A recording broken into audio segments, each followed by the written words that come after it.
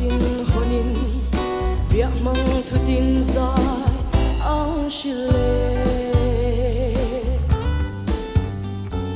heng renga chan ngur lan hi